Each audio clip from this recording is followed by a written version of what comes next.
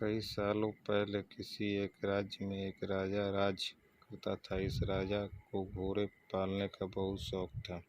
इस राजा के पास वैसे तो कई सारे घोड़े थे, लेकिन इसके पास 4 ऐसे जंगली घोड़े थे जो इस राजा को काफ़ी पसंद थे। राजा ने इन घोड़ों को ट्रेनर करने के लिए कई ट्रेनरों को बुलाया, मगर कोई भी इन घोड़ों को अच्छे से ट्रेन नहीं कर पाया। जब भी कोई इन पर बैठने की कोशिश करता तो यह उसे तुरंत अपनी पीठ से फेंक देते या उसे लात मार देते। राजा को ये घोड़े प्यारे बहुत थे, इसलिए ट्रेनरों को सख्त वार्निंग थी कि इन पर कोई ज़बरदस्ती ना की जाए, यानी कि इन्हें मारा पीटा न जाए। कई महीने निकल गए, मगर कोई भी ट्रेनर घोड़ों को अच्छी तरह से ट्रेन करने में सक्षम नहीं हो पाया। तब राजा ने अपने राज्य में ढिंढोरा पिटवाया कि जो व्यक्ति इन घोड़ों को अच्छे से ट्रेन कर देगा उसे बहुत बड़ा इनाम दिया जाएगा। कुछ दिनों बाद एक युवा ट्रेनर राजा के पास आया। राजा ने अपनी शर्त की घोड़ों की ट्रेनिंग बिना मार पिटाई होनी चाहिए, ऐसा उस युवा को बताया। युवा ने राजा की शर्त मान ली और अपनी तरफ से भी राजा के सामने 2 शर्त रखी। युवा ट्रेनर बोला, मैं आपकी हर शर्त तैयार हूँ, मगर मेरी भी 2 शर्तें हैं जो आप मानो तभी मैं आपके घोड़ों को ट्रेन कर पाऊँगा। राजा ने कहा, पहले शर्त तो बताओ। ट्रेनर बोला, पहली शर्त है कि मुझे इन घोड़ों को ट्रेन करने के लिए कुछ महीने या पूरे साल भी लग जा सकते हैं, उतना वक्त दिया जाए। और दूसरी शर्त यह है कि इन घोड़ों के खाने पीने रहने का बंदोबस्त पूरा मुझ पर छोड़ दिया जाए। राजा के पास कोई और विकल्प था नहीं।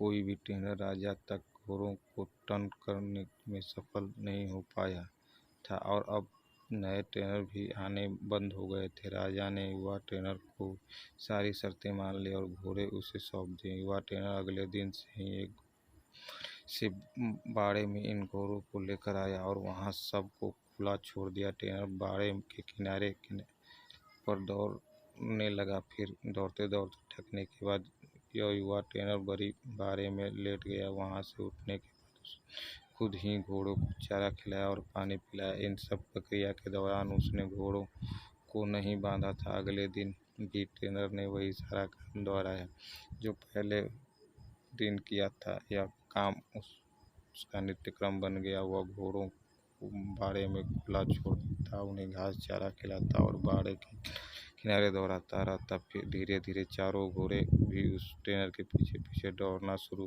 कर दिए।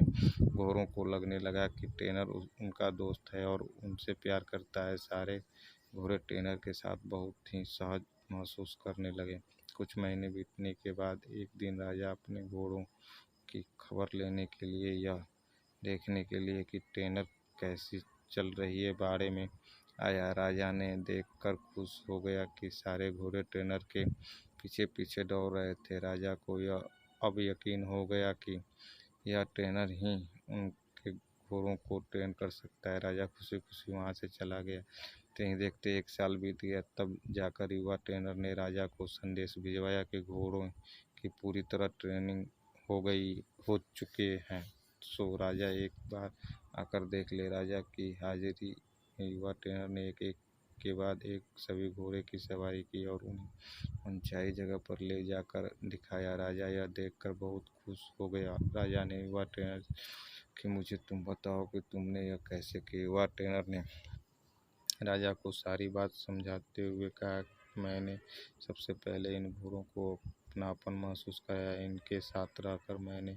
इनको आज़ाद करके यह जताया कि मैं इनका दोस्त हूँ और मैं इनसे प्यार करता हूँ। फिर मैंने इनको खाना और पानी देकर उनके और करीब जाने की कोशिश की और इनके साथ खेलकर इन्हें सिखाने की कोशिश की। इस तरह धीरे धीरे यह मुझे अपने करीब आने देने लगे, अपनी पीठ पर बैठने देते और फिर एक दिन ऐसा भी आया जब मुझे पीठ पर बैठाकर दौड़ने लगे। राजा ने युवा ट्रेनर की समझदारी की प्रशंसा की, उसे वादे के अनुसार लाखों सोना मोहराएं दी और साथ में हमेशा के लिए इन चारों घोड़ों की देखभाल करने की नौकरी भी दी।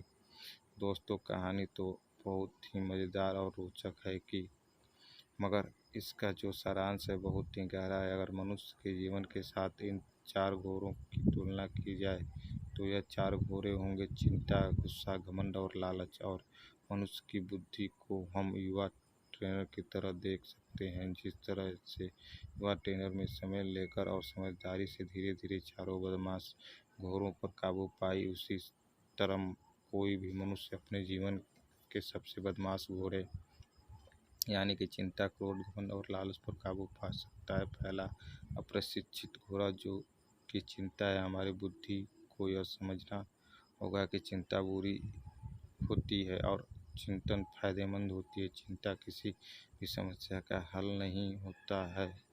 चिंता से हमें नए रास्ते जरूर दिखाई देते हैं। दूसरा उद्योग है क्रोध। दोस्तों, कभी कभी जीवन में क्रोध करना आवश्यक होता है। कभी कभी ऐसी परिस्थितियाँ आती हैं जब आपका हक कोई मार रहा हो या बेवजह आप पर जुल्म कर रहा हो, तब क्रोध करना कोई बुरी बात नहीं है। मगर क्रोध कब करना है, कैसे करना है, कितना करना है, किस पर करना है, इन सब की लगाम अपने हाथों में रखना बहुत ज़रूरी है। तीसरा उद्योग हो रहा है लालच। लालच ज्ञान पाने की हो तो अच्छी है, लालच अज्ञानता की हो तो बुरी है। लालच धन मेहनत से प्राप्त करने की हो तो अच्छी है, लालच बिना मेहनत के गलत तरीके से धन प्राप्त करने की हो तो बुरी है। चौथा और आखिरी उद्योग घोड़ा है घमंड। मैं यह काम कर सकता हूँ, इसे गर्व कहेंगे, और सिर्फ मैं ही इस काम को कर सकता हूँ, यह घमंड होता है। बस यही सारे फर्क बुद्धि रूपी ट्रेनर से इन उद्योगों को समझाना होगा। फिर आपके यह चार बदमाश घोड़े भी देखिए कैसे कंट्रोल में आते हैं। यही कहानी अगर अच्छी लगी हो तो कृपया हमें कमेंट करें और सब्सक्राइब करें।